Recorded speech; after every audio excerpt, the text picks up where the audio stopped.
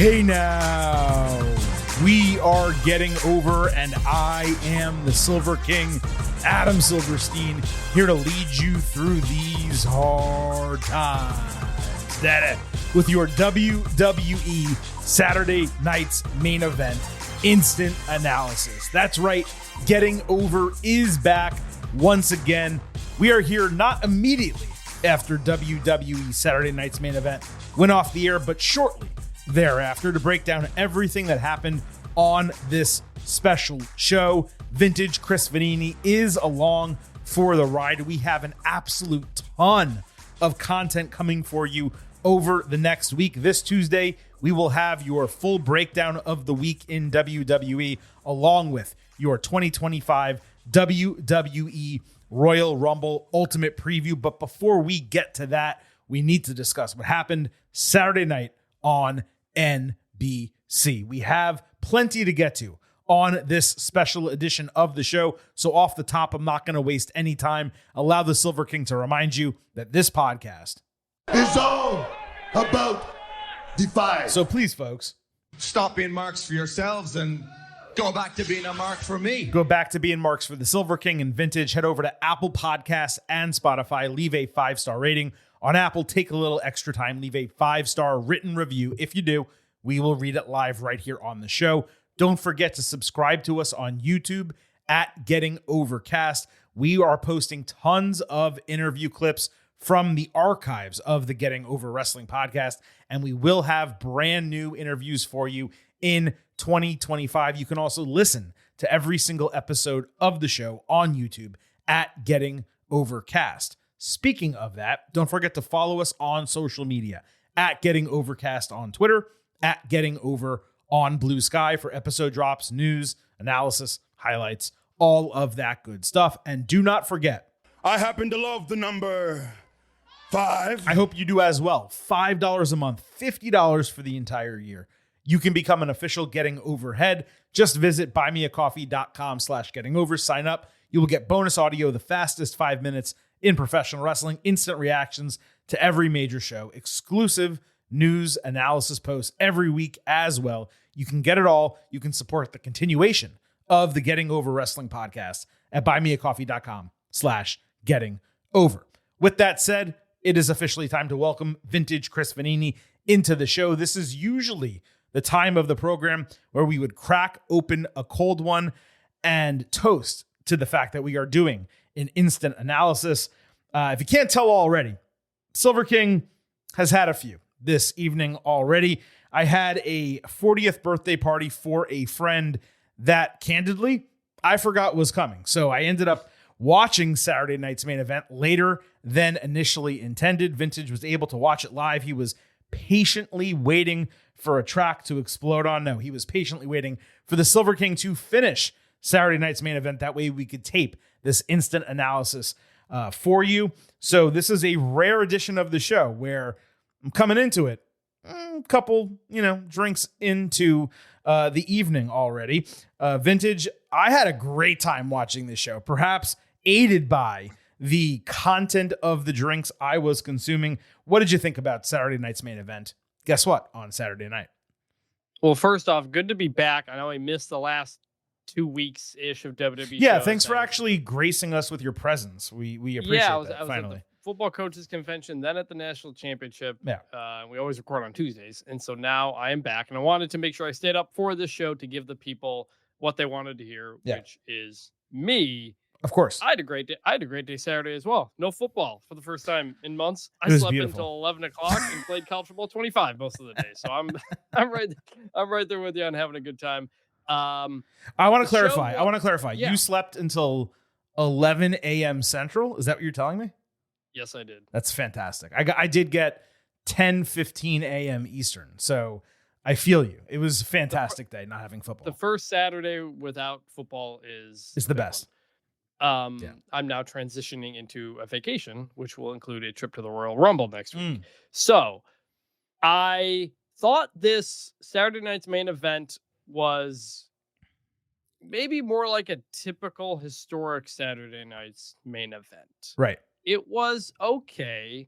It was uneventful, but I still love the production of it all. There's a lot from these throwback shows that I think WWE could incorporate into their normal shows, frankly. And it's good to do these to keep WWE from getting out of the stale kind of repetitiveness it does. So I thought it was okay, not as good as the first one. Understandable, considering we have the Royal Rumble coming up in a week, and the previous one was the only thing we had in December. I guess my overall take on it is I wish they were more eventful and taken more seriously. However, far be it for me to sit here on the show and tell you that I just watched 2 hours of WWE and was not entertained. Like, if we didn't have the podcast and I was just a fan and I turned this on Saturday night, or I was watching it on tape delay on Peacock the next day, immediately after it went off the air, whatever the case might be, I would be lying if I told you I sat down and watched for 2 hours or 90 minutes without commercial and wasn't entertained by the professional wrestling that I got. So like to that end, it delivered completely. Rhea Ripley and Jey Uso in particular, you could also throw Jacob Fatu in there. I mean, they were stars on this show, and far be it for me to sit here and tell you that the fans are wrong for cheering for all of them, right? But the matches booked coming in, the results were predictable. This is now 2 shows in a row where nothing actually happened that was notable or actually mattered that much for the week-to-week storylines. And when you have these Saturday night's main events, more so the first one, given there was a large gap between shows and it seemed to fit nicely into that, break between premium live events. Less so this one, which we knew was only 1 week before the Royal Rumble. I want stuff to happen. There should be actual title changes, or even in non-title matches, legitimate results where you can then take it into Raw on Monday night, SmackDown the following Friday, and say, what I spent 2 hours watching on Saturday actually mattered. And I think that is what WWE is missing. I've seen some people on social media saying, well, this is just like AEW's Battle of the Belts. No, it's not. Why is it not like that? Because WWE is actually putting its stars on the show. It's on network television, and it's entertaining. Anyone who's actually seen Battle of the Belts know that they threw bullshit matches on the show. They had second-rate stars when actual stars were on it. The matches were ridiculous, and they were shoved at like 10 p.m. on cable television. So you cannot compare Saturday night's main event to Battle of the Belts. These shows are way, way, way better. However, are they actually eventful? Do things happen on these shows that matter? Not really. And I have to imagine NBC would want that in the short term and the long term. So maybe this is just the case as we get through WrestleMania season. Perhaps on the back end of that, some of these Saturday night's main event shows will have moments that actually matter, title changes that are not awarding a vacant title to Chelsea Green, right? Like an actual title changing hands, matches not being quickly booked the week or 2 weeks before and it actually standing out as a major show. But as far as the first 2 have gone, and especially, the second one, it was predictable, it was entertaining, but it still left some to be desired. Agree. And we can get into the specifics. Let's get right into it. So we're not going to waste any more time. We'll go into our WWE Saturday night's main event instant analysis. I actually want to start, Chris, with something that did not happen on this show. There were reports Friday that Hulk Hogan would not appear at Saturday night's main event, despite being frontward facing promoting this show all month and booked for the show all month. This after Jesse the Body Ventura waited until Thursday to confirm that he actually would be there, even though we were told last month that Ventura would appear at every edition of Saturday night's main event. Apparently, the Hogan removal was due to a family situation. Color me dubious to that explanation. They said it had something to do with a marriage in the family. I find it hard to believe that would suddenly come up and not be planned in advance, given they were promoting the show with him for an extended period of time. Well, look, so look, sometimes people just happen to forget the day of that they have a pretty special event going on, right? Exactly. Hogan was vociferously booed at the Raw on Netflix debut, and the ad of him promoting Saturday night's main event has been booed at every single WWE TV show and live event since it started running. There is no way WWE was simply going to continue with this as planned, not in this era. What I wondered on Friday, knowing or deciding Hogan wouldn't be there, is why WWE did not recut this ad with another legend. You're getting backlash for this shit. So just pivot and put another person in that spot. There are TV studios across this country with green screens. This shit would take an hour to recut the promo. Whatever. The end result was Hogan no longer on the show. And no matter the reason, it was a positive. I'm not going to sit here and buy into the idea that a family thing just so happened to conveniently come up in a situation where WWE should be wanting him nowhere near their product following a string of bad PR. But either way, the show was better for it. They had Ventura, Alundra Blaze, Ted DiBiase. He has his own issues. Hacksaw Jim Duggan. I know. Ted DiBiase and his family are involved in some welfare fraud. Major shit. In Mississippi, allegedly. I mean, welfare fraud. It's like, how do you weigh welfare fraud versus like racism? I mean, he's getting cheered still while Hogan's getting booed out of the building, which just goes to show you how toxic Hogan is. It's ridiculous. And there were other, legends featured on the program as well. The fact of the matter is they never needed Hogan. They certainly didn't on this show. And I'm glad he wasn't there, regardless of how it happened. Yeah. Still wild to go into business with the beer he's doing and thinking, I don't know. I don't know. How did they think that would work? I don't know if it was just a complete misread of the situation or a thought that like, oh, Hogan at the RNC, we're doing this like all bear. I don't know. Whatever it is. I think they know that Hogan's not working right now. We'll see what happens going forward with the Royal Rumble and everything else. Before we get into the match by match and the segment by segment, we talked about this last time. The stripped down Saturday night's main event set, it completely hit for me. So good. Combining the smaller Titantron with the narrow entrance ramp, the red, white, and blue ring ropes, the old school logos, the long sleeve referee shirts, the entire aesthetic of this show is just executed perfectly. I wish I had some criticisms or notes. I simply do not. But really beyond the aesthetic, there is something, Chris, about Joe Tessitore serving as like the host of this show and hearing his name off the top. You come out of the theme music and you have Tess kind of bringing you into the entire deal. It just fits. It works. And when you get into Saturday night's main event, you are like, this is a big deal. Yes, I know the matches don't matter. We know all the results before they even happen. And yet Tess kind of sets the stage in such a way where you're like, I suddenly care about this. Yeah, like everything, like WWE historically has been good at this, but especially recently, just leaning into their history. And in this sense, they're going all out in a way that sometimes they didn't used to. They would do old school Raws and it would be like a couple of things here and there, but this is everything about this. The narrow entrance ramp. It's so cool. I think is so good.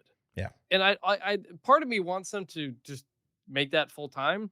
But part of me is like, I kind of like how it's special for this. It's everything about this works. So much about this show looks better than regular Raw, and I'm just like, so there's pieces you can combine here, but the aesthetic is just off the charts. It's nails every time. It is. There's no question about it. All right, let's start with the main event of the show, which, by the way, popped me that it actually main evented. The World Heavyweight Championship, Gunther defending against Jey Uso. Jey had an electric entrance as usual. The fans were going wild. He kicked out of a somewhat early powerbomb after a missile dropkick, then avoided another and powerbombed Gunther off the ropes. Jey countered another powerbomb with a hurricanrana and a spear for a false finish. That sent the crowd into a frenzy. He hit another short-range spear and an Uso splash for a second explosive false finish. Gunther then just countered a third spear attempt into a powerbomb and immediately followed with a second powerbomb, stacking Jay for the 1-2-3 to retain the championship. Gunther's like 2.999 kick out during this, it was everything. I'm not sure there's going to be a better kick out this entire year. 16,000 fans going absolutely nuclear with those false finishes. It almost makes you want Jay to win the title, even though you know deep down he probably should not. Despite this being blatantly obvious coming in that, there would not be a title change in this spot, the booking of this match sure as hell made you think it might actually happen.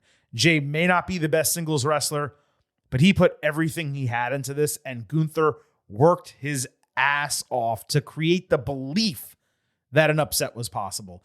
I presume this was even better live than it was watching on TV. That commercial break really ruined the flow of the match. I went 3.75 stars, B+. I did think it was match of the night at the end, even if I personally, more subjectively, enjoyed the women's match more. We'll talk about that in a moment. The finish was definitely rushed due to TV time constraints. There's no doubt about that. But I'm not going to come out of this match and say that I did not have a blast from an entertainment standpoint watching this transpire and watching the crowd go absolutely apeshit for those false finishes for Jey Uso. I thought this was great. And like you said, in a match where somebody's winning, you want there to be a moment where for a split second you think the other person's going to win. And they got it. Mm-hmm. The kick out, the frog splash kick out, like you said, that was the one where I was like, oh, for a second, I actually thought on the spear, I didn't think he was going to win on that. But the frog splash made me think, oh, no. He pulled the leg back and you're like, oh my God, he's sitting on his chest. Like, he might actually get this.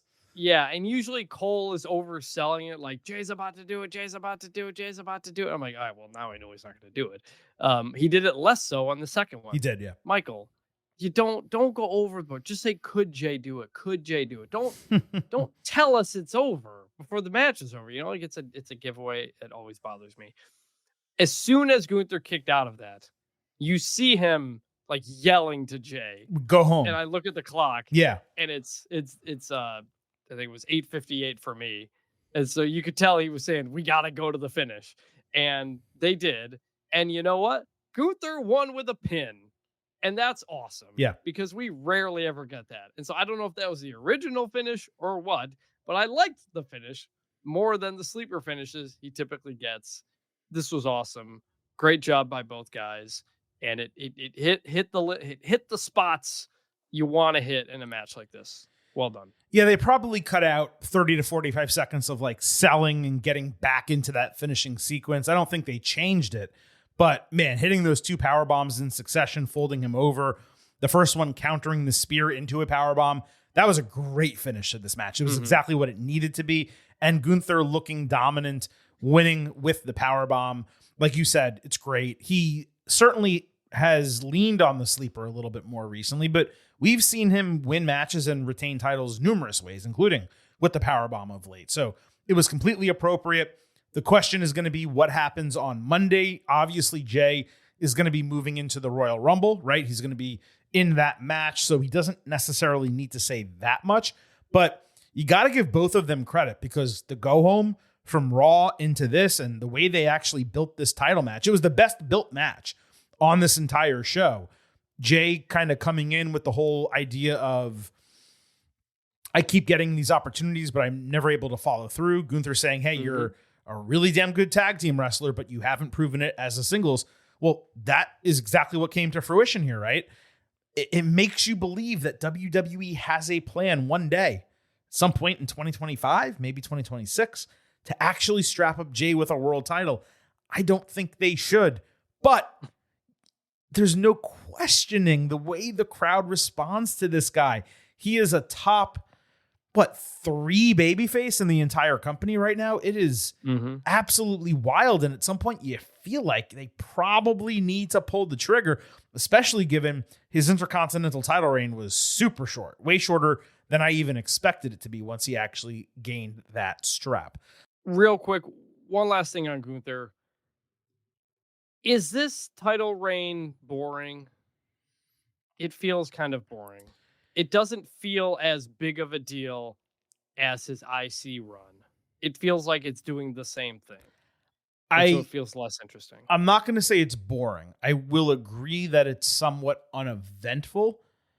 And I believe that's primarily because they are saving whatever major thing they are going to do for the build to WrestleMania. Yeah. The biggest issue with Gunther is that they moved him right out of the Intercontinental Championship reign, the record reign, 666 days, into a World Heavyweight Championship. And this is a problem that Paul Levesque has occasionally when it comes to booking, where he sees certain superstars, Gunther, Rhea Ripley, they're two great examples of it, as champions, and he doesn't necessarily know how to book them, or he doesn't believe he can book them, or he doesn't want to book them without titles. Gunther probably should have gone 6 to 9 months without holding a championship, getting into major feuds, beating a bunch of people, building himself up to becoming a number one contender for the World Heavyweight Championship. Instead, he went ahead and immediately won King of the Ring and then won the title at SummerSlam. Mm-hmm. And now you have this guy who was a dominant Intercontinental Champion. You can't just have him drop the World Heavyweight Championship on a whim. So they're kind of stuck with him as a dominant champion. Cody, you and I wanted him to drop the title months ago, but we're really ready for him to drop it at any time. They perhaps are not going to have him do that until WrestleMania. So that's a year-long title reign. So now we're stuck pretty much where we were a year ago, where 2 of the top 3 titles are in these immensely long title reigns, and you're not freshening stuff up with new champions. I would just say Cody has beaten interesting people and top of the card people, which has kept it interesting. AJ Styles, Kevin Owens, he's done things. Gunther hasn't really beaten anybody of note as the champion, and he lost to Cody. He did lose to Cody, which really put a dent in his whole thing. It did. It's tough. So we'll see what. Hopefully, coming into and out of the Rumble, you got to heat him back up in a different kind of way. No, it's a fair point. And again, given how long this guy is going to be wrestling for this company, it does stand to wonder, did you need to just put the title on him right away? And I don't know that they did. It actually, in retrospect, was probably a mistake. But let's go ahead and talk about Cody Rhodes. He had a contract signing with Kevin Owens for the WWE Championship in a ladder match presided over by Shawn Michaels. Starting on SmackDown, Joe Tessitore interviewed Cody. He put over HBK as legendary and trustworthy to hold the titles until the Royal Rumble. Cody also said KO will always take the easy way out when given the opportunity, which is why referees and rules not being involved are crucial for this match. We're going to save the rest of the comments from SmackDown for the Royal Rumble Ultimate Preview. But since we will mostly talk about this match on Tuesday, I did, Chris, want to say that Tess was tremendous during this segment. There was a gravitas and a legitimacy to him interviewing the champion on a role like this. He has that behind the booth as well. But in this position, the visual of him standing with Rhodes, asking legitimate questions, it really hit for me on Friday night. Yep. No, Joe has really slid into the Okerlund role really well because he has that kind of voice. Michael Cole has never quite had that. Mm-hmm. And so they can do different things and it works. I liked it. There is a definitive difference between what both of them can do. Equally great, just different. And Tess has added a lot to the WWE product. So when it comes to Saturday night's main event, this was the mid-show segment. Owens incredibly wore a Cody Sucks Egg shirt. Shout out to Terry Funk. Rhodes basically wore all black. KO took exception to Cody saying that he takes the easy way out, given he didn't take advantage of Rhodes' injury at Bash in Berlin. Owens said he would finally get what he deserved the last decade by taking the title off Rhodes at the Royal Rumble. Michaels said that KO sounded jealous. Owens shot back that HBK similarly quit when times got tough. KO then refused to shake Shawn's hand and ultimately took a cheap shot on Cody when he tried to shake his hand. So when Shawn went to shake Cody's hand, that allowed Michaels to hit sweet chin music on Owens. And while that may not be the go home segment, given SmackDown is still happening next Friday, It at least, Chris, gave me a shred of hope. This was a fine segment for this show. It did not ultimately accomplish that much. I came away feeling no different than I did going in. Perhaps most disappointing is that WWE and Nick Aldis did not deliver on this whole addendum beat. This was just a regular contract signing. There was no additional stipulation or anything to make it necessary. Aldis alluded to something like that next week, and they didn't really follow through. All of that said, Owens was on absolute fire here. I want him to win the title even more than I did coming into it. Plus, HBK hitting Sweet Chin Music, that's always going to pop me. He's one of one with that move. So it was a fine part of the show. Didn't feel that necessary. Didn't necessarily move the match forward at all. How cool is it for Kevin Owens? He gets to walk in on Saturday night's main event wearing a Cody Sucks Eggs shirt with the Winged Eagle title and take Sweet Chin Music from Shawn Michaels. One night after talking major shit to Matthew McConaughey, who is his favorite actor, and he got to be in multiple kind of segments with him on the show. I just feel like this guy is just living the dream, man. It's especially like the wrestling historian that he is. That's just so cool. Yeah. He was great. They put they put Cody and Kevin Owens next to each other, the Winged Eagle and the normal belt, and you're just like, man, that Winged Eagle looks so much better. So much better. It does. It just looks better. It also looks smaller, like it historically was, compared to the current belt and on KO's shoulder instead of Cody's shoulder, because Cody's small. Sure. This was all good, but pretty much what you would expect. Shawn got involved, did a little thing, and I'm sure Kevin Owens now has another reason to be pissed off because that's somebody in management attacking him. So absolutely. Presumably we'll have something on SmackDown on the go home, but this was good. Sure, I would assume that. We had the Women's World Championship on the line. Rhea Ripley defending against Nia Jax. Nia attacked during the ring announcements and hit an avalanche Samoan drop early. Ripley somehow hit a code red after the break. Nia countered Riptide into a Samoan drop and hit a flying leg drop. Rhea powerbombed her off the ropes and tried the prism trap, but Nia easily avoided it. Ripley hit a flying crossbody ringside, only for Jax to counter a Riptide by just falling onto her. She followed by hitting Annihilator, but did not cover. Instead, she went for a second one. That allowed Rhea to pick her off the ropes for an electric chair before hitting Riptide to retain the title. This may not have been the best wrestling match, but when you talk about big spots and crowd reaction, people were going absolutely apeshit for what both of these women accomplished in the ring. Power moves and high spots aplenty. Balls to the wall from bell to bell. Rhea was the obvious and necessary winner, but Nia impressed by not only selling the hell out of Ripley's offense, but getting plenty of her own licks during this match. 3.75 stars B+. A tremendous opener for a show like Saturday night's main event, despite the finish and the result, I should say, being immensely predictable. Also, first off, we got the drop-down microphones for them to announce it. That was a really cool bit, and then the headbutt to start things off. So it was kind of a good, exciting start to the show. Good match, finished like quickly, but again, that's Saturday night's main event. You get to meet people, they'll do a match, and it is what it is. It's not going to be a 5-star classic, but they're going to do big spots, and they did.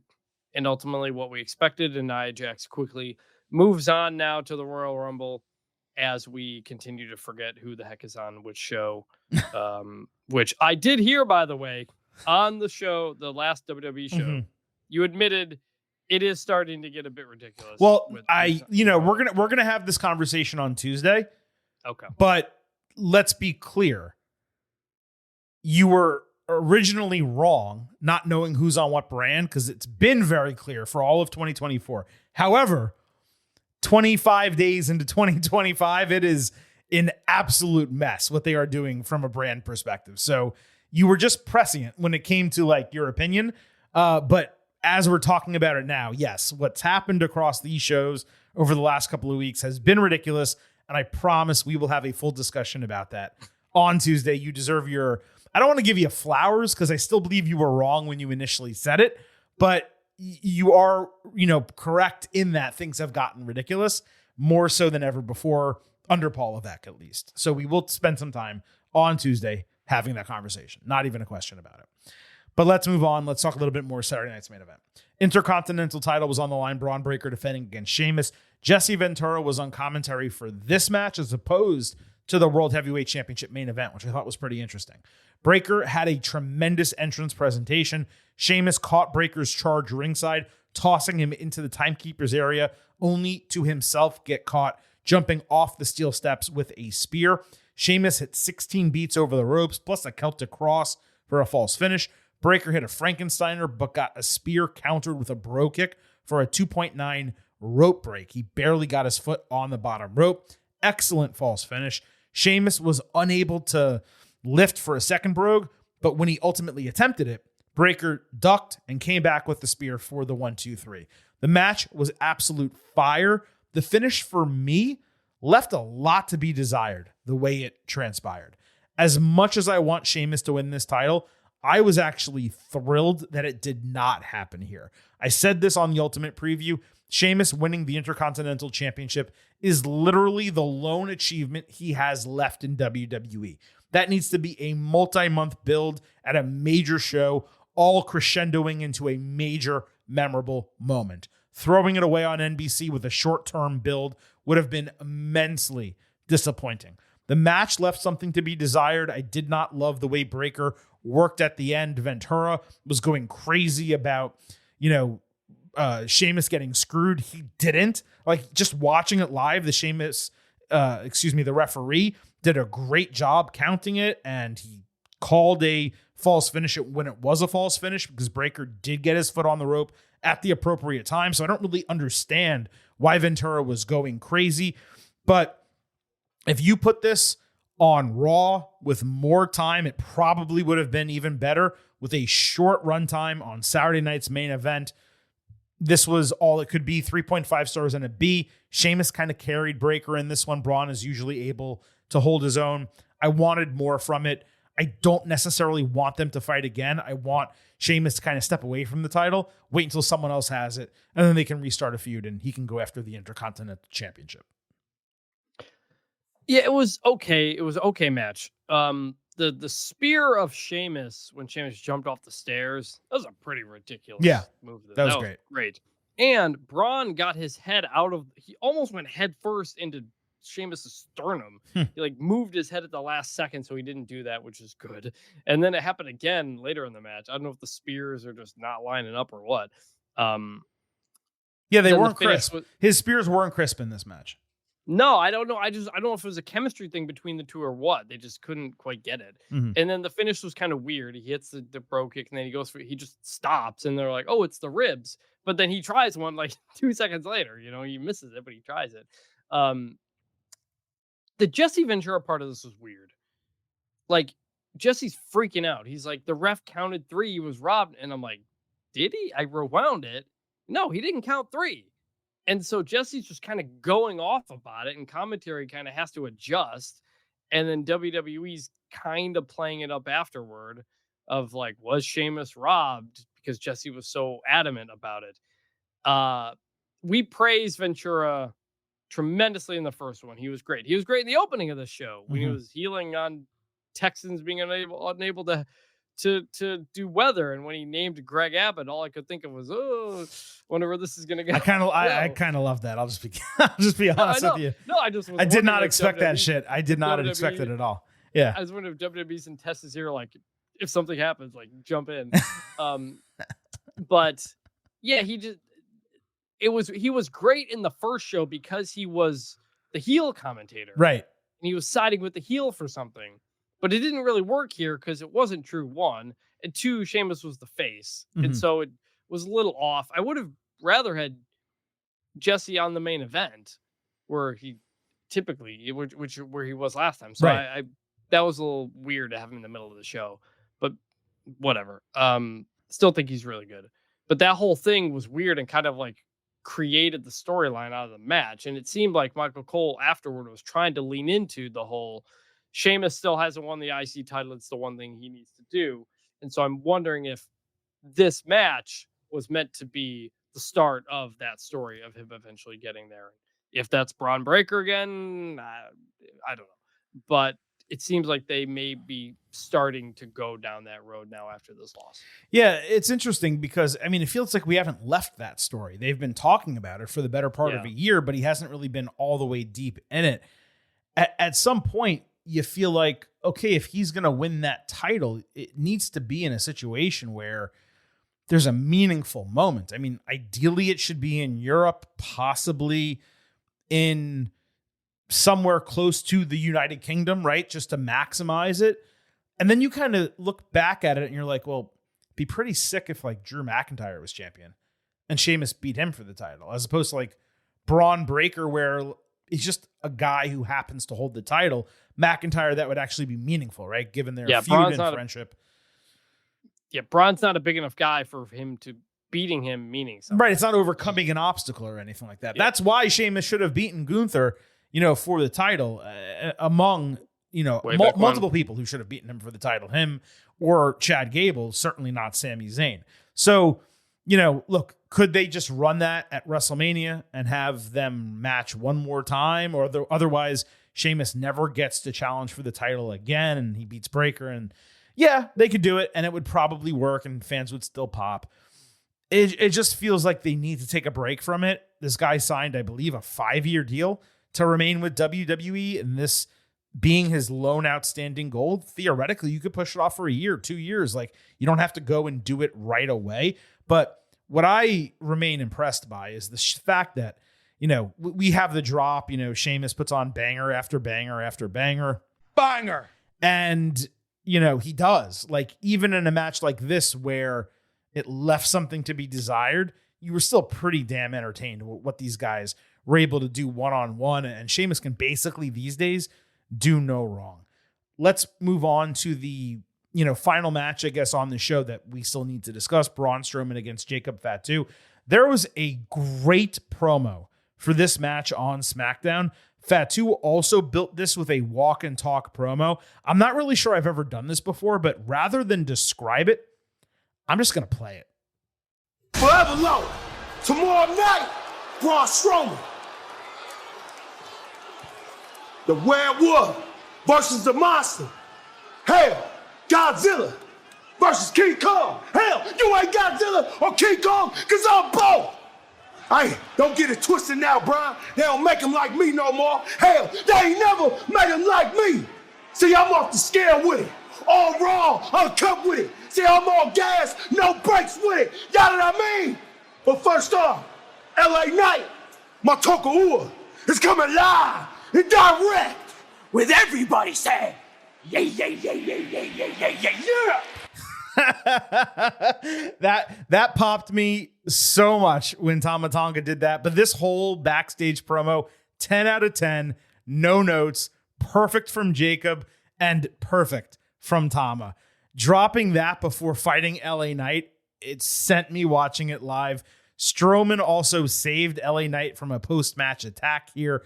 Tama Tonga tried to prevent Fatu from going face-to-face with Braun, but Fatu shoved him aside and did it anyway. Tama distracted Braun. He was wise. He dodged Jacob. His head hit the post, and that pretty much ended it. It's also important to note that after I spent 2 weeks criticizing that ugly-ass, baggy tactical vest, Fatu on SmackDown was back wearing a normal t-shirt. The dude looked 20 to 30 pounds lighter, back to his normal self. So the go home, if you want to call it, Chris, to this segment on Saturday night's main event, it completely hit. Yep. Nope. Looked better. Great promo.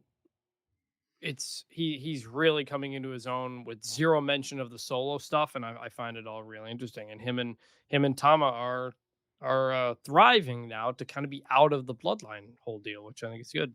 They are, and that continued Saturday night. Jacob got another immense walk and talk promo. In fact, you know what? Let's screw it. 2 for 2. I'm going to play the entire thing again. And what? I got everybody on that. Yeah, yeah, yeah, yeah, yeah, yeah. Yeah. Hey, Brian, you a tough SOB, but keep it 100. You ain't never been in the ring with nobody like me. Hell, I'm America's most. Hell, you know what time it is? You better get in where you fit in. Because tonight, I'm about to beat your ass from post to post, live on NBC, from coast to coast. You know what I mean? 5, 2.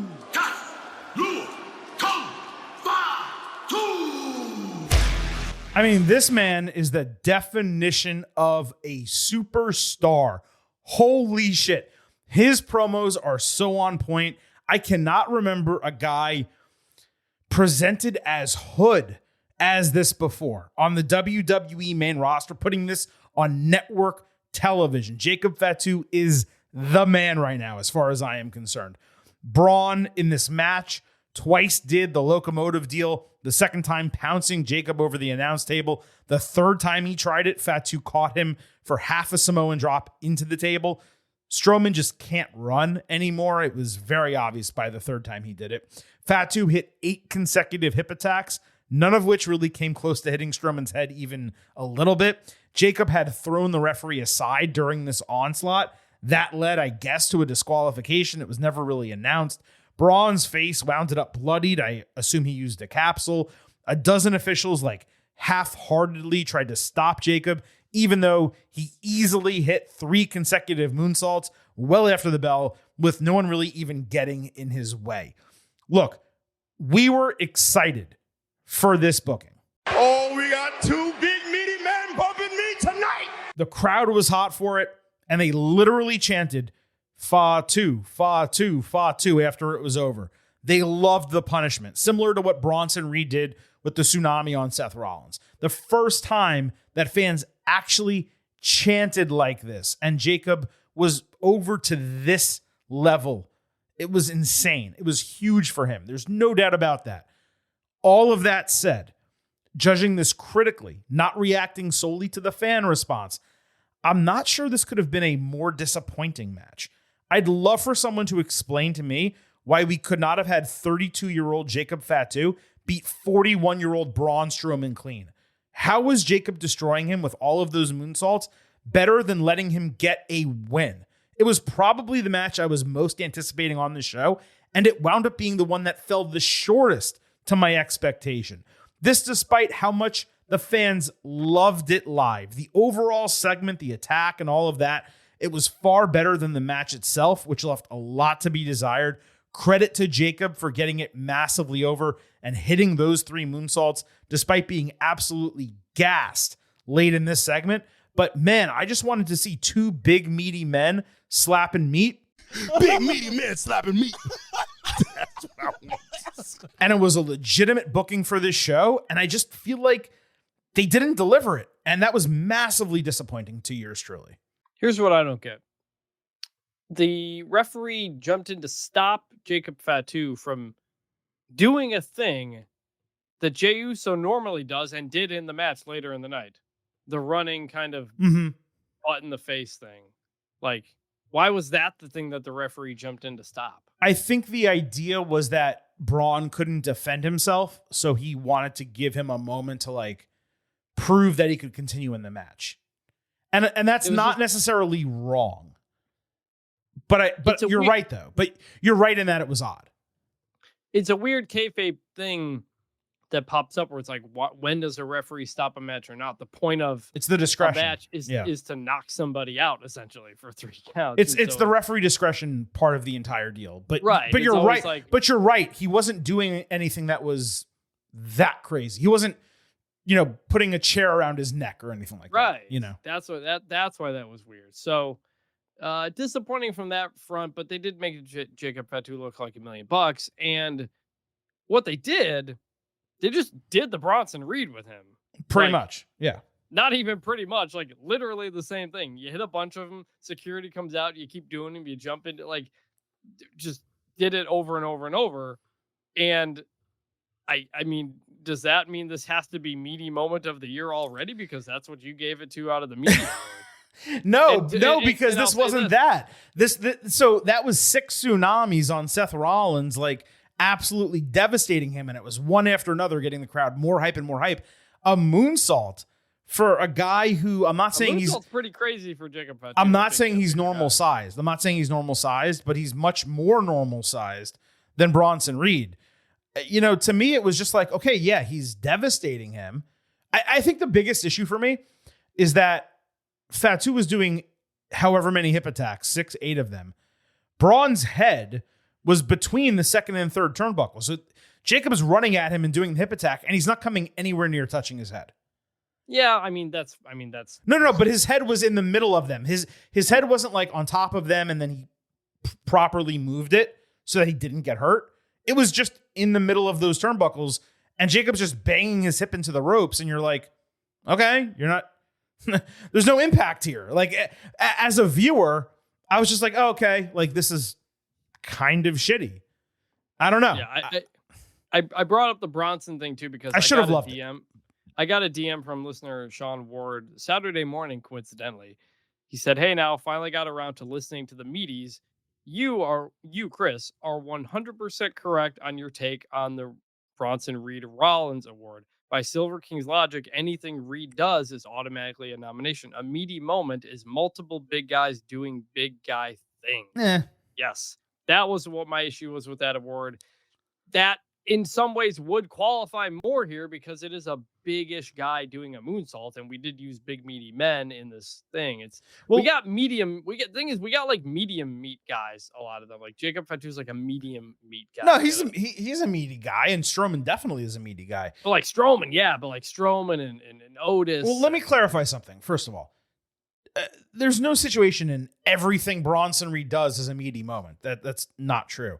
It was the absolute devastation of 6 or however many consecutive tsunamis and the way the crowd reacted to him doing that made it a nominee for that award and was voted as the winner, by the way. I know, and I disagreed. Okay, that's fine. It was nice to hear. It was nice to hear from somebody who agreed. No, that's fine. I have no issue with people disagreeing with one. I didn't decide. We don't decide. The fan vote matters, right, when it comes to these awards. But in this case, okay, would this be a legitimate nominee? Absolutely. The problem for me, than the other one. maybe even more legitimate to some like you and the listener who said that. 2 meaty guys doing something. Yeah. There's no argument to that. My issue with it was that all those hip attacks were like literally nothing. Like they were supposed to be meaty moments, but they weren't. They're also legal moves. They're also legal moves. And then the moonsault, while cool looking, and the fact that Jacob is so big and can do that move is immensely impressive. It doesn't have the same impact as like a 350-pound guy tsunamiing a multi-time world champion in the middle of the ring. That crowd was going nuts for him, though. They loved it. They were chanting, do it. They were chanting like one more, whatever. That's what I'm saying. There's a huge disconnect. I'm saying the whole thing felt exactly like Bronson. It did. In the sense that it was a crazy thing, and it worked. Like Jacob Fatu was like crazy over after that moment. That's the crazy part. It's like everything that you're saying is correct. It worked. It was a meaty moment. The crowd was going absolutely apeshit for it. And for some reason, it did not impact me as a viewer the way Bronson Reed tsunamis did to Seth Rollins. Like, it was primarily because of the hip attacks that just didn't really hit, and then them calling a disqualification. If he hit 3 hip attacks that hit, and then he did his one moonsault and pinned Braun, got the 1, 2, 3, and then he did 2 or 3 more moonsaults after the bell, I'm loving that booking. I think it's immense. But it was a DQ unnecessarily. The hip attacks sucked. And the moonsaults were just moonsaults. They're not tsunamis. So, like, for some reason, it did not connect with me as well as it did the crowd live in the stadium or in the arena. And that's totally fine. I'm not going to love everything. No one's going to agree on every single thing that you get on television. There was just something missing for me here. And it should not have been the case because I was over the moon excited for this match. I thought Jacob was going to get a massive moment, and he did. It just wasn't what I expected he was going to get, which was a pinfall victory over Strowman. And even now, I've said it 3 times on this podcast, I have no idea why they didn't just let him win. Like, what's Strowman's not going to be a world champion anytime soon. What was the harm in Fatu just beating him? Yes. Well, no, the idea is Jacob is unhinged. Michael Cole told the story about him being in jail and that he's just out of control, that he'll get DQ'd and lose a match. The problem was hip attacks wasn't the thing to do that. Right. That was a problem. Yeah, it's a hip attack. I mean, it's and again, even if it was a good hip attack, it might have worked. But they were all bad hip attacks because Braun's head was nowhere anywhere near his waist. It just that part didn't bother me at all. it bothered me. It bothered me. All right. Well, look, that was Saturday night's main event. Our instant analysis for the entire show. I guess we can give a final grade overall. I don't even remember if I did it, honestly, on the Ultimate Preview. Like I said, Silver King is in a interesting state right now as we tape this podcast. I might have given it, like, again, I don't even know if this is true. I might have given it like an 87 out of 100 on the expectation grade, thinking it would be pretty damn good, but certainly wouldn't come anywhere near an A show. If I was giving it a grade after the fact, I'd probably say like 85, 86 out of 100, like a flat B. Totally entertaining. I am so glad I watched it coming back from that birthday party. I'm glad we're doing the instant analysis. I had fun watching Saturday night's main event, but was it, newsworthy at all? Was it eventful? Is it anything that is at all memorable? No, it wasn't. Yeah, I give it a B minus, maybe like an 81, 82. I think that's way too low. It was much more entertaining. Look, we grade everything like B to A, and I'm trying to expand the. Yeah, that's fine, but it was way more entertaining than a B minus show. A B minus to me is kind of like I wasn't underwhelming. Inebriated when I watched the show, nor did I get to fast forward through the commercials, which probably would have helped. But I give it a B minus. Like, it was fine. I enjoyed it, but nothing that like really stuck out. Ultimately, yeah, no, nothing did stick out. I'll tell you, I didn't obviously get to watch it live. My DVR on YouTube TV also did not get to tape it. So I just watched it on Peacock. It was 1 hour, 29 minutes, no commercials. I just watched it all the way through. Oh. It was super enjoyable to do it that way. One other thing, I guess, then you didn't experience. Okay. When it started on NBC, it was in Spanish. And you could hear Joe Test, but then there was a Spanish voiceover on top of that. I thought I'd clicked something wrong on my YouTube TV. I switched over to Peacock. And then I saw other people mentioning it too. Oh, okay. So I Interesting. Switch it back. So it wasn't just me. Something on the WWE end started out the show in Spanish. Interesting. A little bit. So there's that too. Yeah. So that's a good time. So look, Saturday night's main event, we will have more of them. Certainly 3 more before 2025 is out. And it's going to be really interesting to see the way WWE books these going forward. Are they all pretty much going to be what the first 2 were, which is, glorified high-end live events, or are we actually going to get legitimate storyline development and possibly some title changes that actually matter on these shows going forward? So far, I think it's fair to say, Chris, the 4 hours of Saturday night's main event that we got in December and January, entertaining, uneventful, cool aesthetically, left something to be desired. Yeah, this one more so because it's the week before the Royal Rumble. I still don't understand why they did this. Makes zero sense. The answer is because it's literally an open Saturday. Yeah, but there's plenty of open Saturdays. Why is this not in They'd February? have to do it after. They would have had to do it after, February. After the Royal Rumble, they would have had to do. Right. I'm just saying, like, doing it or do this like a week ago. Or something. No, there was football. Weird. There was football. They couldn't do it. Well, then do it sometime after the Rumble. I don't know. Just doing it 1 week before the Rumble is a very AEW all in, all out type of thing. It was. I think the bigger issue was not only the week before the Rumble, but it was like within a month from the first one. If you're going to do it 1 per quarter, ideally you want to space it out every 2-3 months. Instead, they did back-to-back months and then the Royal Rumbles the next week. It just didn't work at all across the board. Yeah, so. No. And so when they're off to Europe and doing stuff, I think there'll be a chance for it to hit more.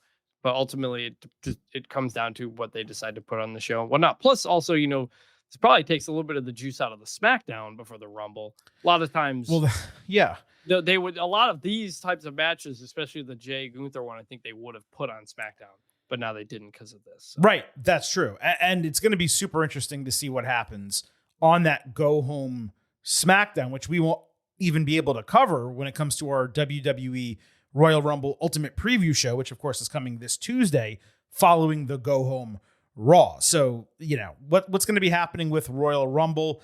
Certainly the following week, Super Bowl, is WWE going to do a kickoff special in New Orleans for that? there could be multiple, major events back to back to back weeks for WWE. That has not been announced. It certainly remains to be seen. There's just a lot kind of up in the air right now. But look, the road to WrestleMania is about to officially kick off.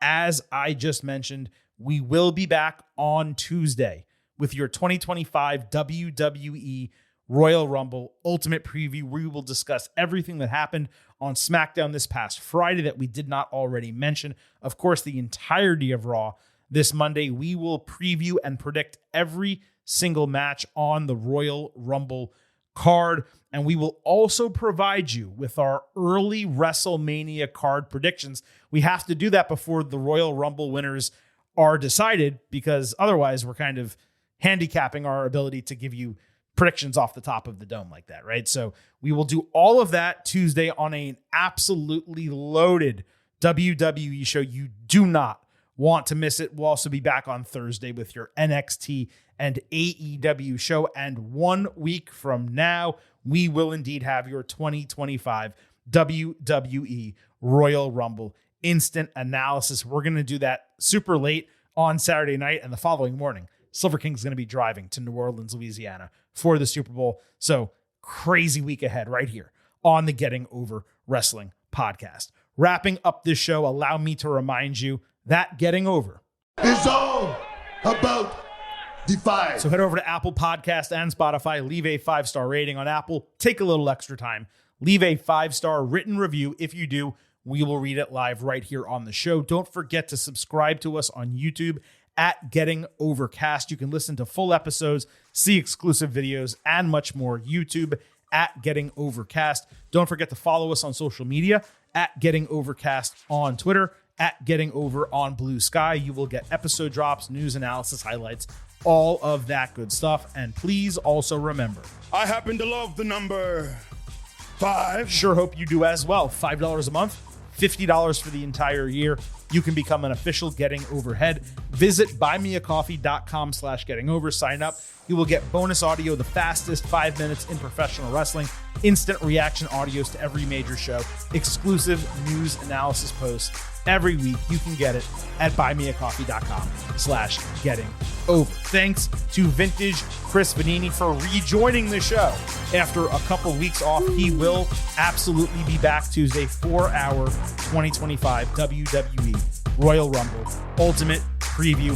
For Vintage, this is the Silver King signing off and leaving you with just 3 final words. Bye for now.